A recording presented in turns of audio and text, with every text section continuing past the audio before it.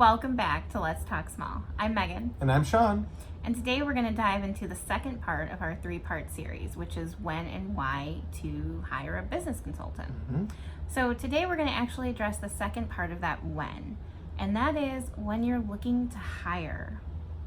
So hiring comes with a lot of things. It does. It can be very complicated. It can be very daunting, again, to small businesses because when you're more moolah. Yes. And it's a big step for a lot of small businesses. A lot of solopreneurs or entrepreneurs that start off as just themselves looking to hire somebody on, maybe hesitant to take that step even though they know they need it. For a lot of my clients, I feel like this is when they feel they've gone legit. when they actually have to hire somebody that they feel like, oh my gosh, this is a legitimate business now. And I mean, in some ways that's true. I mean, when you're taking on the responsibility of paying somebody regularly to work for you, it's a huge thing. It is. And so because of everything that's involved in hiring someone, it's really important that you get the advice of a consultant. Now, before we go into this, now we are business consultants and things like that. I will be upfront with the fact that I typically reach out to somebody who is more of an HR consultant when it comes to helping somebody hire an employee in particular. Most business consultants can do it, but because hiring involves a lot of different things depending on where you are, it is good to consult with somebody who their background is HR. That being said, let's dive into some of the reasons of why you absolutely need to consult with someone when you're hiring an employee. And the first part of that is because you have to know what you're looking for someone to do. You have to know what that role is going to look like. And for a lot of people, what ends up happening is they hire someone and then that person fulfills more than one role. And what they were hired to do ends up changing, and basically they're working outside of their scope. And sometimes that can cause friction, sometimes that can cause people to feel like they're being undervalued or they are just simply not paid enough.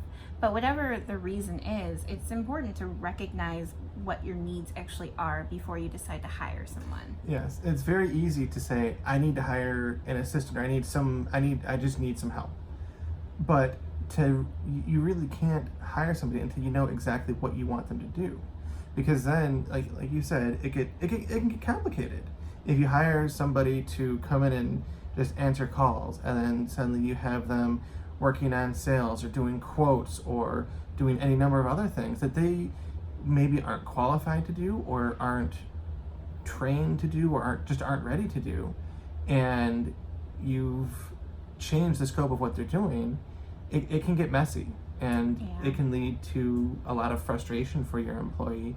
And there's a lot of review sites out there where employees can leave like comments and things about their time working at an employee, or at a company as an employee, and which for a new business can be damaging. That can be very damaging. I mean, ultimately, your reputation is on the line when you're hiring someone, just as much as an employee's reputation matters.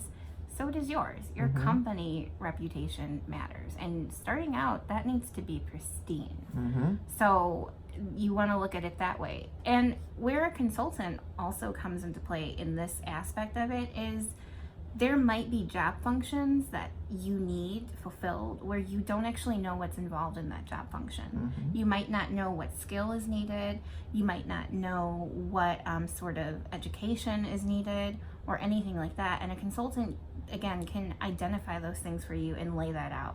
It's very important to have, especially that first job description, you definitely need help figuring what that needs to look like.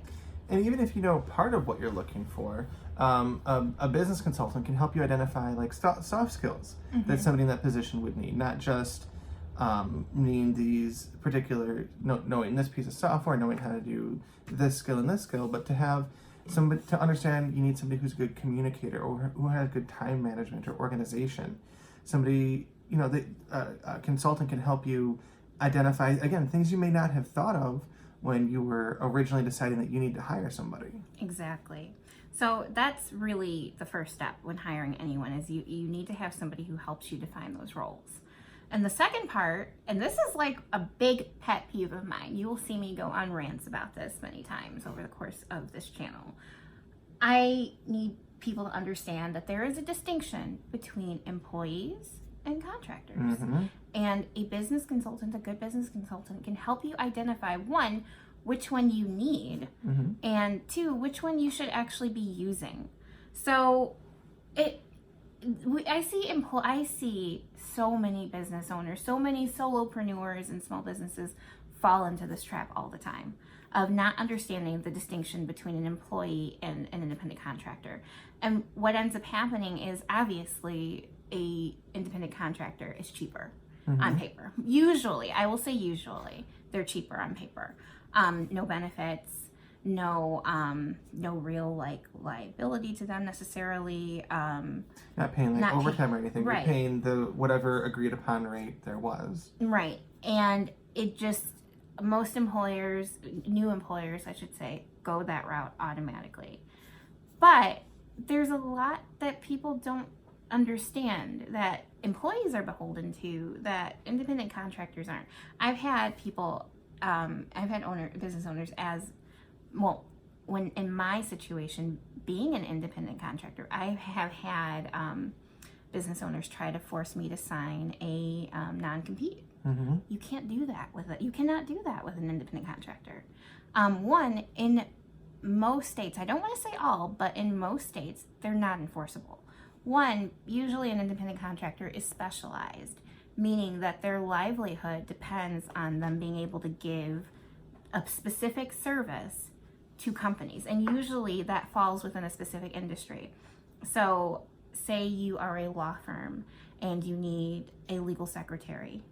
You cannot, if you decide to hire one who works on a contract basis, you cannot tell them they can't go and work for another law firm. You can't do that. It's, again, that their specific skill set is dependent on them being able to work in that industry. So like I try to tell a lot of business owners, usually non-competes are not enforceable with independent contractors. You can make them sign NDAs, which is different, but you have to, and a good idea, yes. But you have to know what actually goes into that. I see a lot of business owners where they just do a general template. No, you need to have an attorney look that over. Mm-hmm. So that's a big thing as far as when, where, and how they work for you. That is another thing with independent contractors. You cannot tell them how, you can't dictate those terms for them, unless it's something that's been agreed to in their contract with you. But you cannot enforce that with independent contractors usually. That is, at that point when you start requiring how and when and where they work, that usually is where they become more of an employee. So again, and I'm not an HR specialist, but that is why, like I said, usually you will want to consult with somebody who is familiar with that before you hire anyone. And it's important to get all of that locked in, because you can face a lot of trouble if you classify people wrong. Mm-hmm. So that is a huge pet peeve of mine. Like I said, there will be many rants about that because of things that I've been told and had to go into companies and correct that. So yeah, definitely get someone to help you out understanding the distinction between the two. And the last one, this kind of ties right into that, is the legal documents that you need to provide when you hire somebody. If you're hiring a full-time employee, the W-2, or understanding W-2 versus 1099, yes, or W-9 employee versus a 1099 employee.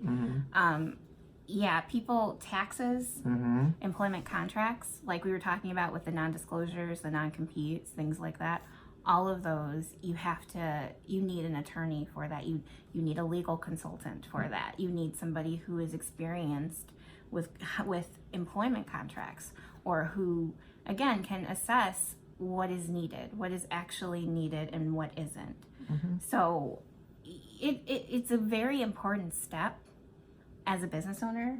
It's exciting when you can hire. I know when we've had to hire someone, it was like, yay, oh my gosh. We're legit. But it also comes with a lot. It also comes with a lot of other things that open you, that expose you.